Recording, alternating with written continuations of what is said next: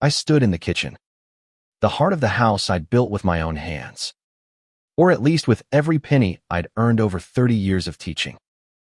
The linoleum was scuffed, the cabinets chipped, but every mark told a story of my life with Tom, my late husband, and our daughter, Claire. The air smelled faintly of lemon cleaner, a scent I'd always associated with home, but now it felt like a mockery. My fingers traced the edge of the counter, where Claire used to sit as a child, swinging her legs, begging for cookie dough. That was before she grew up, before she took everything I'd saved for my future and left me with nothing but this house and even that she thought she owned. The letter from the bank lay crumpled on the table. Its words burned into my mind. Insufficient funds.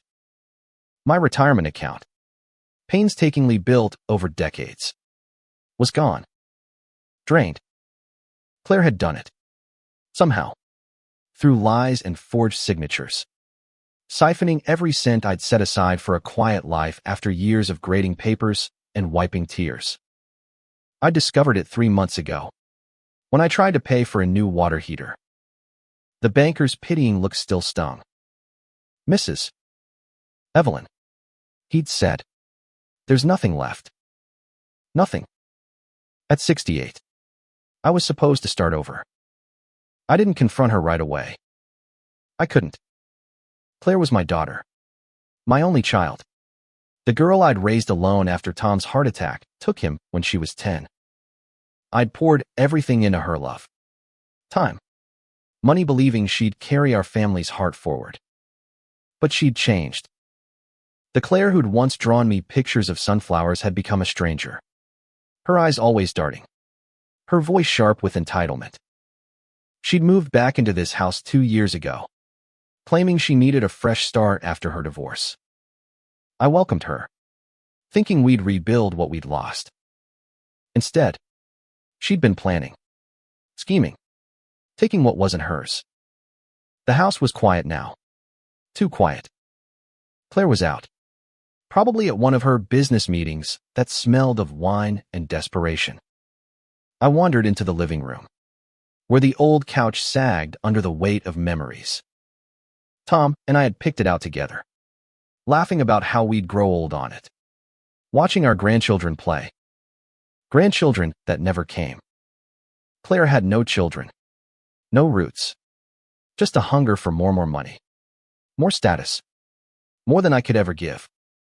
I sank onto the couch, my hands trembling. The betrayal cut deeper than the loss of money. It was the violation of trust, the realization that my daughter saw me as a means to an end. I'd always thought loyalty was the glue of family, but Claire had torn that apart. And yet, I couldn't hate her. Not completely. She was still the girl who'd clung to me at Tom's funeral, her small hands gripping mine as we faced a world without him. The phone rang, jolting me.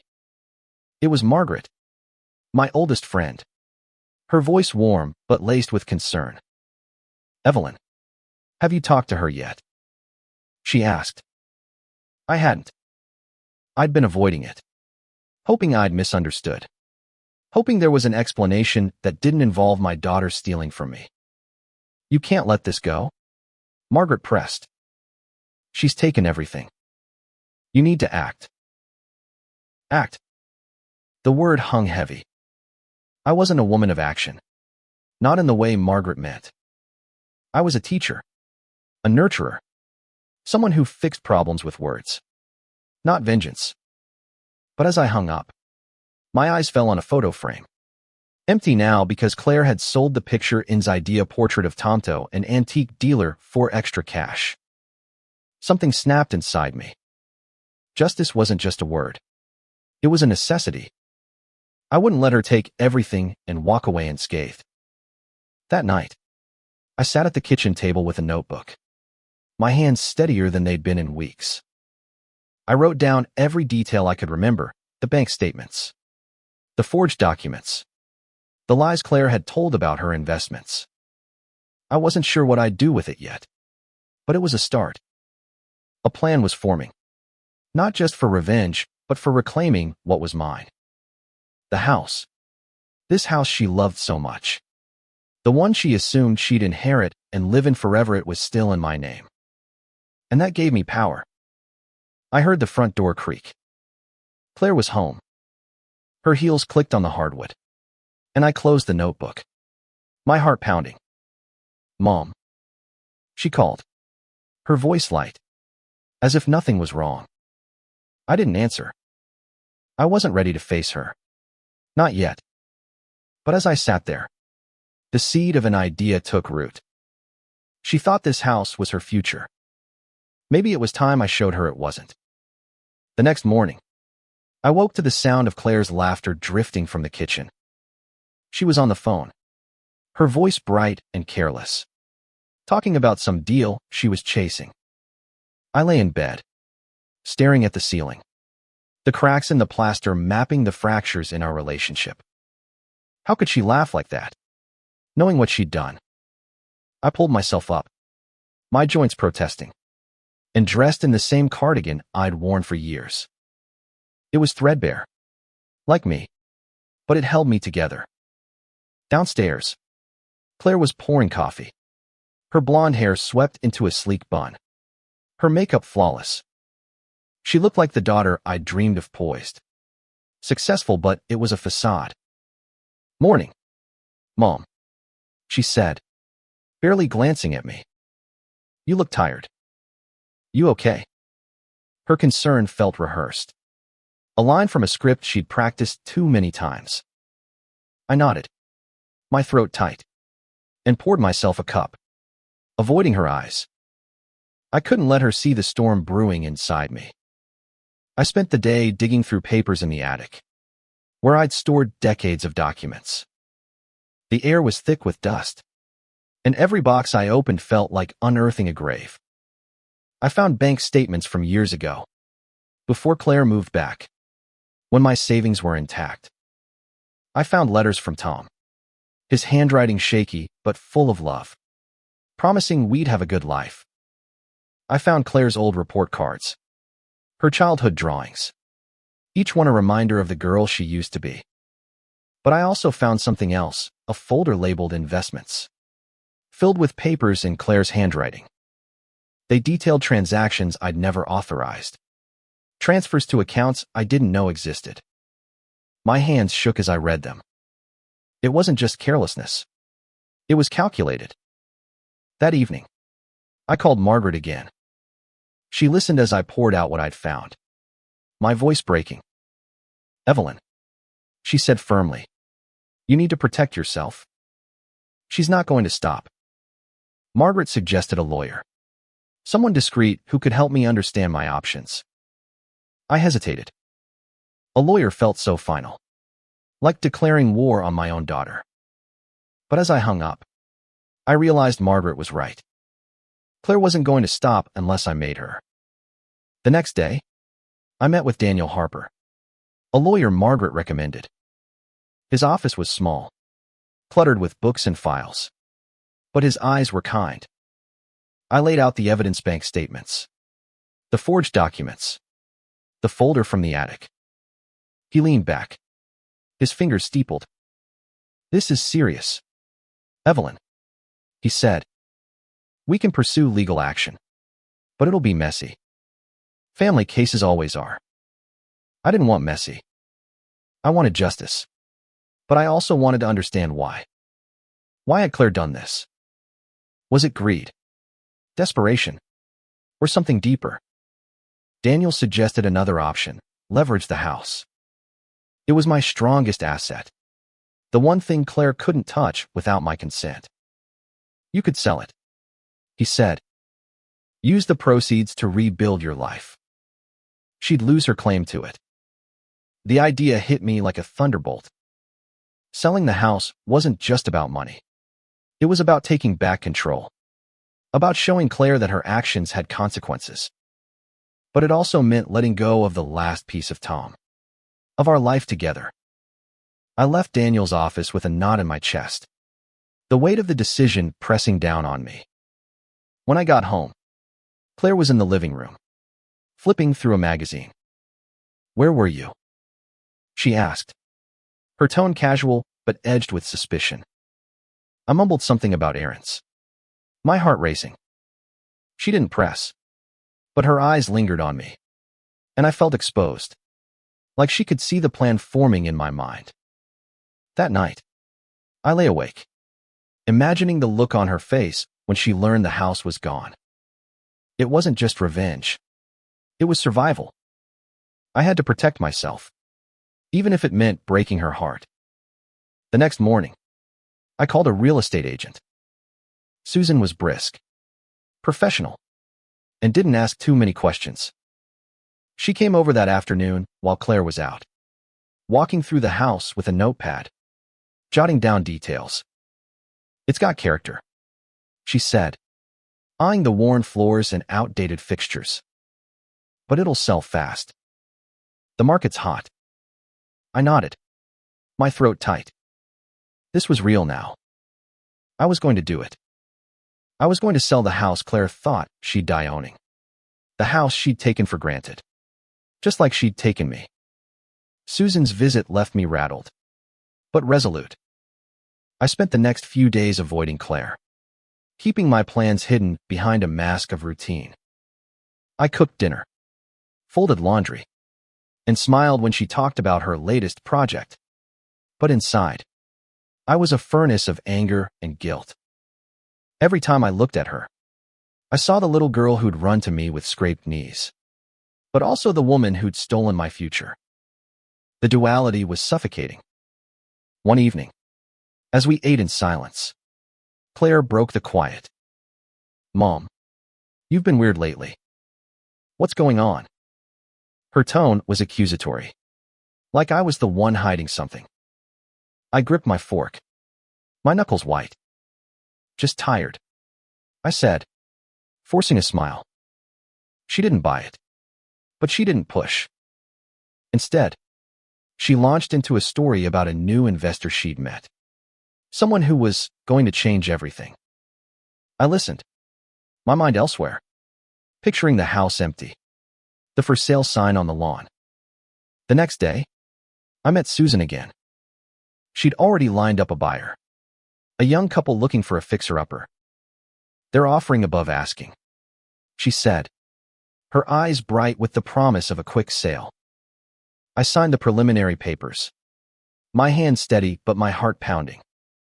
It was happening too fast, but I couldn't stop now. I told Susan to keep it quiet until the deal was finalized. I didn't want Claire to know. Not yet. That night, I couldn't sleep. I wandered the house, touching the walls, the door frames, the places where Tom's laughter still echoed in my memory. I ended up in Claire's old bedroom, now her office, where she kept her laptop and files. I don't know what possessed me, but I opened her desk drawer. Inside was a notebook, similar to the one I'd found in the attic, but newer. Pages of numbers, names, and cryptic notes filled it. One entry caught my eye: Mom's account final transfer. My blood ran cold. She was still doing it, still planning to take more, even though there was nothing left. I closed the notebook, my hands shaking. The anger I'd been holding back surged, hot and unstoppable. I wanted to confront her, to scream, to demand answers. But I didn't. Instead, I went back to my room and called Daniel. "I want to move forward," I told him. "With everything." He understood. We'd pursue legal action.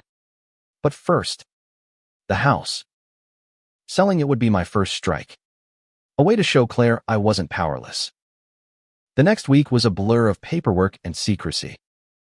Susan worked fast, and the buyers were eager. I met them briefly, a kind couple, newlyweds, full of dreams for the house. I envied their optimism, their belief in a fresh start. I didn't tell them about Claire, about the betrayal that had led to this sale. It wasn't their burden. By Friday, the deal was nearly done. All that remained was my final signature. Claire noticed something was off. She started watching me, her questions sharper. "Why's the house so clean?" she asked one morning, eyeing the polished floors. I shrugged, mumbling about spring cleaning. But her suspicion grew. I caught her rifling through my desk later that day, looking for something. She didn't find the sale papers. I'd hidden them at Margaret's, but her actions confirmed what I already knew. She didn't trust me, just as I no longer trusted her. On the day I was set to sign the final papers, Claire confronted me. "Mom, what's going on? You're hiding something." Her voice was low, dangerous, like she was the one betrayed. I looked at her, my daughter, and saw a stranger. "You'll find out soon," I said, my voice steady.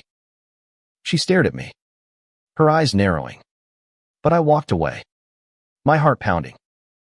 The sale was my weapon, my justice. But it was also my heartbreak. I was dismantling the life I'd built, not just for me, but for her. The signing was scheduled for noon at Susan's office. I left the house early, telling Claire I was meeting Margaret for coffee. She didn't believe me, could see it in her eyes, but she didn't follow. I drove to the real estate office, my hands gripping the steering wheel, the weight of what I was about to do pressing against my chest. This wasn't just about money or revenge. It was about severing the last tie to the life I'd imagined. The one where Claire and I grew old together in this house, surrounded by memories of Tom. Susan greeted me with a smile, but her eyes softened when she saw my face. "You're sure about this, Evelyn?" she asked. I nodded, unable to speak. The buyers were there, their excitement palpable as they talked about renovating the kitchen, raising kids in the backyard. I signed the papers, my signature shaky but final. The house was gone. I'd have the money soon, enough to start over. But it felt like I'd sold a piece of my soul. When I got home, Claire was waiting. She stood in the kitchen, arms crossed, her face a mask of fury. "Where were you really?" she demanded. I set my purse down, my heart racing. I could have lied, delayed the truth.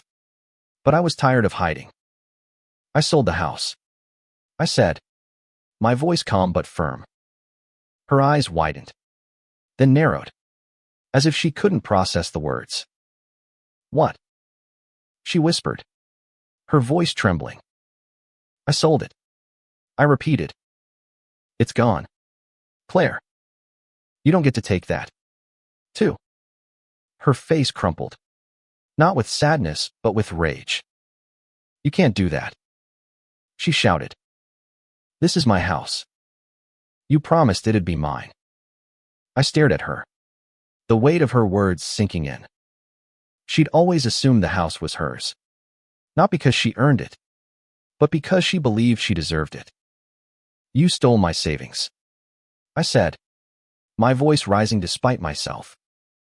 "Every cent I worked for, gone. You forged my name, lied to me, and you stand here acting like I owe you something." She froze, her mouth open, but no words came. For the first time, she looked caught, exposed.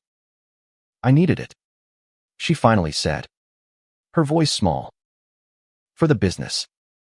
I was going to pay you back." I laughed, a bitter sound that echoed in the empty kitchen. "Pay me back? With what? You've taken everything. Claire." She stepped toward me, her hands outstretched. But I backed away. "Don't," I said. "This is done." She stared at me, tears welling in her eyes. But I didn't soften. Not this time. That night, she packed a bag and left. She didn't say where she was going, and I didn't ask. The house felt emptier without her, but also lighter, like a weight had lifted. I sat on the couch, the one Tom and I had chosen, and cried for him, for Claire, for the life I'd lost. But I also felt a spark of something new. I wasn't powerless. I'd taken back control, even if it hurt. The next day, Daniel called. The legal case was moving forward. He'd filed a complaint against Claire, using the evidence I'd given him. It's not just about the money, he said. It's about accountability. I agreed. But part of me wondered if accountability could ever mend what was broken. Claire wasn't just my daughter. She was my regret. My failure. I'd raised her, loved her, and somehow, she'd become this. I started packing, preparing to move out. The buyers wanted possession in a month, and I needed to find a new place. Margaret offered her guest room, but I wanted something of my own. A fresh start. I looked at apartments online. Small but affordable. Places where I could rebuild. It wasn't the retirement I'd planned, but it was something. As I packed, I found an old letter from Claire, written when she was 12. Dear Mom, it began. I'm sorry I yelled at you. I love you forever. My chest ached. Where had that girl gone? Could I find her again? Or was she lost forever? I didn't know, but I folded the letter and kept it. Maybe there was still hope. Not for revenge, but for redemption for both of us. The weeks after Claire left were a blur of boxes and decisions. I packed methodically, sorting through decades of memories. Each item a chipped mug. A faded quilt carried a story. But I forced myself to let go. The house was no longer mine, and clinging to the past wouldn't bring it back. I found an apartment downtown. A small one-bedroom with a view of the park. It wasn't home. Not yet. But it was a start. Daniel kept me updated on the legal case. The evidence was damning: bank records, forged signatures, Claire's own notes. He was confident we'd win. But victory felt hollow. Money couldn't replace trust, and a courtroom couldn't heal a mother's heart. Still, I pushed forward, driven by a need for justice, for Claire to face what she'd done. One afternoon, as I packed the last of the kitchen, the doorbell rang.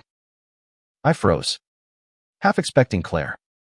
But it was Margaret, holding a casserole and a bottle of wine.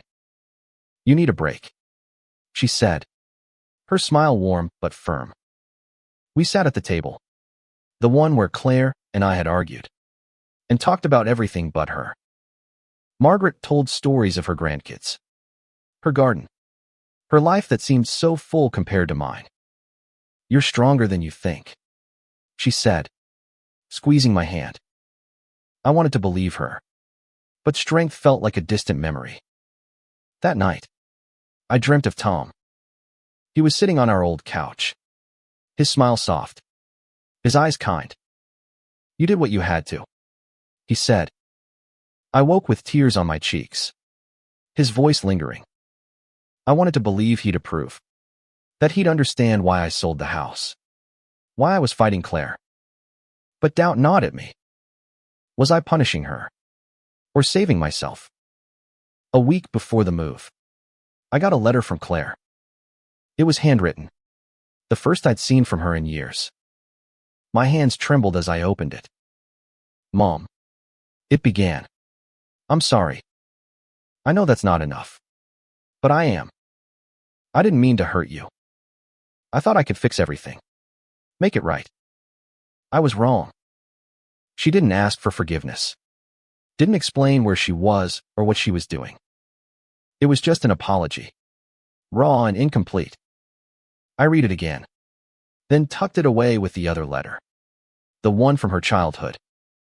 I didn't respond. Not yet.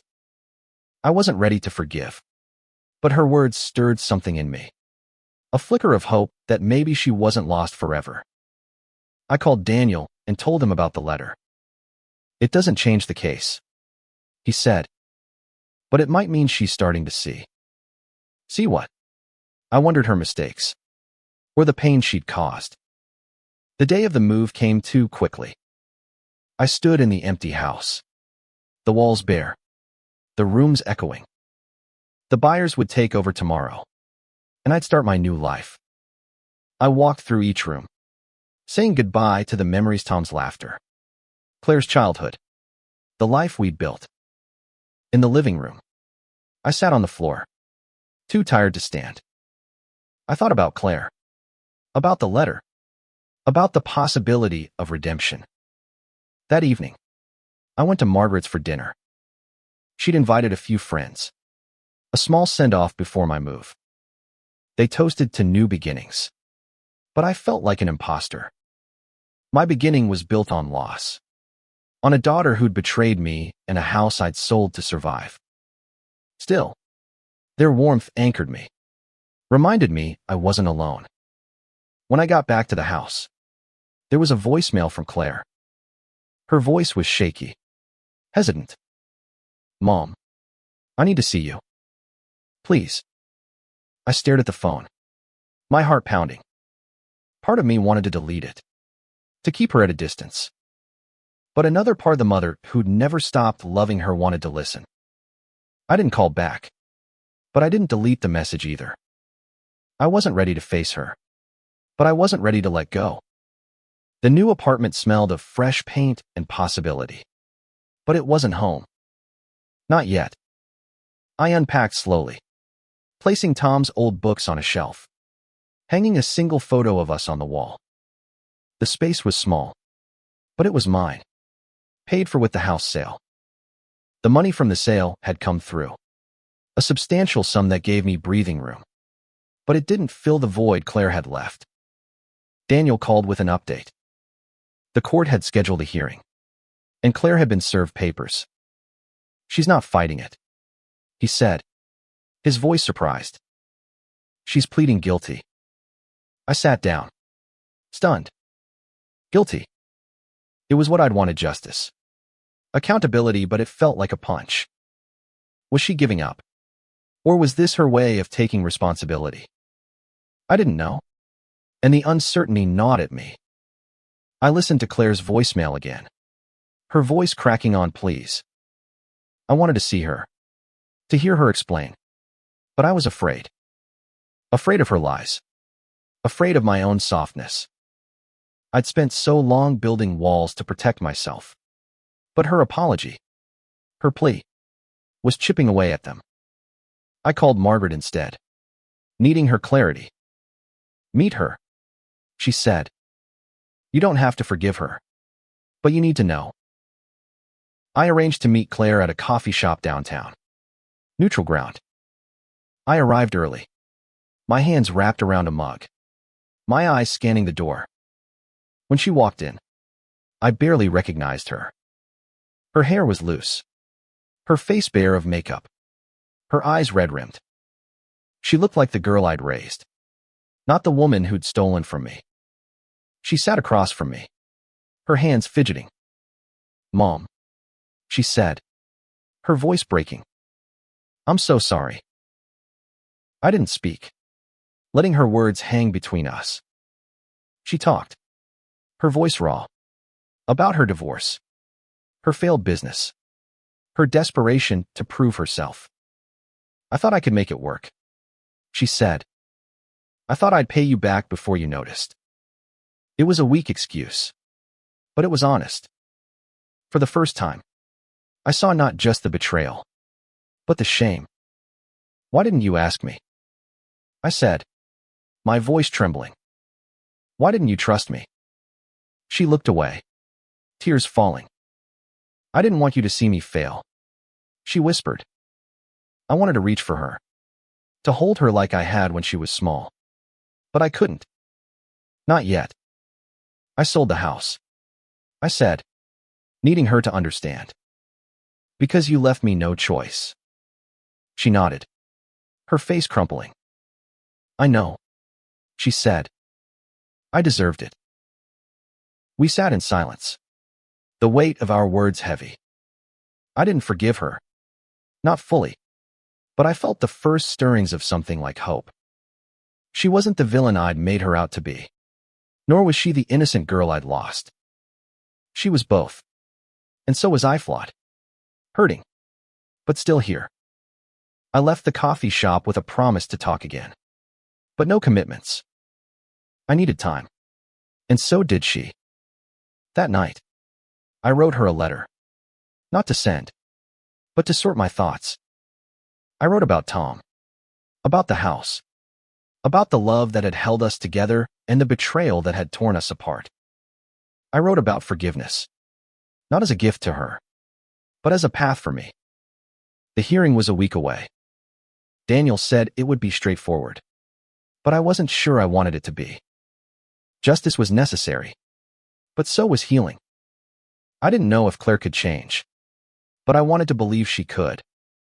I wanted to believe I could, too. The days before the hearing were quiet, but heavy. I went through the motions unpacking, grocery shopping, trying to make the apartment feel like home, but my mind was on Claire. Her apology, her tears, her guilty plea, they all swirled in my head. A storm of doubt and hope. I wanted to believe she could change, but I'd been burned before. Trust was a fragile thing, and she'd shattered it. Margaret came over, bringing plants to liven the place up. She didn't ask about Claire, but her silence was loud. "You're doing the right thing," she said as she left, her hand on my shoulder. I wasn't sure what the right thing was anymore. Was it the lawsuit, the house, or the tentative steps toward reconciliation? I felt like I was walking a tightrope, one misstep away from falling. The night before the hearing, I found Claire's childhood letter again, tucked in a box I hadn't unpacked. "I love you forever," she'd written. I held it, my fingers tracing her childish scrawl, and cried. Not for the money, not for the house, but for the girl I'd lost and the woman I didn't know. I wanted to believe in redemption, not just for her, but for me. I'd been so consumed by anger, by the need for justice, that I'd forgotten who I was: a mother, a teacher, someone who believed in second chances. The hearing was held in a small courtroom, sterile and cold. Claire sat across from me, her lawyer beside her, her eyes downcast. She looked small, fragile, not the defiant woman who'd stormed out of the house. Daniel presented the evidence, his voice steady, laying out the theft, the forgeries, the betrayal. The judge listened, her face impassive. Claire's lawyer didn't contest the facts, only asked for leniency, citing her guilty plea and her willingness to make amends. When it was my turn to speak, I stood, my hands trembling. I'd prepared a statement, but the words felt wrong now. I looked at Claire, at the woman who'd broken my heart, and spoke from it instead. "I loved you," I said, my voice breaking. "I still do. But you took more than money. You took my trust, my future. I sold the house because I had to, but I'm here because I want you to understand. I want you to be better." The courtroom was silent. Claire's eyes met mine, wet with tears. The judge sentenced her to restitution and community service, a lighter sentence than I'd expected. I felt no triumph, only relief. It was over, or at least this part was. As we left the courtroom, Claire approached me, hesitant. "Can we talk?" she asked. I nodded, not trusting my voice. We went to the same coffee shop, sitting in the same booth. She told me she'd enrolled in a program, something to help her rebuild, to face her mistakes. "I don't expect you to forgive me," she said, "but I want to try. For you. For me." I listened, my heart torn between hope and caution. I didn't promise anything, but I didn't walk away either. That night, I slept better than I had in months. The apartment felt less foreign, the future less daunting. I wasn't whole. Not yet. But I was moving towards something, maybe not the life I'd planned, but one I could build. Months passed, and the apartment became home. I hung curtains, planted herbs on the balcony, started teaching part-time at a community center. The work filled my days, gave me purpose. Claire and I met weekly, always at the coffee shop, never at my place. It was safer that way, keeping her at a distance while we rebuilt. She was trying working, attending her program, paying back what she could. It wasn't enough to replace what I'd lost, but it was something. One day, she brought me a drawing, a clumsy sketch of sunflowers, like the ones she'd made as a child. I found it in my things, she said, her voice shy. I thought you'd want it. I took it, my throat tight. It wasn't an apology. Not exactly. But it was a bridge, a small step toward the girl I'd loved. I hung it on my fridge, next to Tom's photo, a reminder of what we'd been and what we could be. I still thought about the house, about the life I'd left behind. Sometimes, I drove by, just to see it. The new owners had painted it blue, added a swing in the yard. It looked happy, alive, like it belonged to them now. I didn't resent it. The house had been my anchor, but it had also been my prison, tying me to a past I couldn't keep. Selling it had been my rebellion, my way of saying I was more than Claire's mother, more than a victim. Margaret threw a small party for my birthday, inviting friends from the community center. Claire came, hesitant, standing on the edges until I pulled her into a hug. It was awkward, brief, but it was real. I'm proud of you, I whispered, and I meant it. Not for the money, not for the house, but for the effort, the slow climb back to herself. I didn't know if we'd ever be what we were. Some wounds don't heal completely. They scar, and you carry them. But I was learning to carry mine differently, with less anger, more grace. Claire wasn't the villain of my story, nor was I the hero. We were just two people, flawed and trying, bound by love and pain. One evening, I sat on my balcony, watching the sunset over the park. The air was cool, the sky streaked with pink and gold. I thought of Tom, of the house, of Claire's laughter when she was small.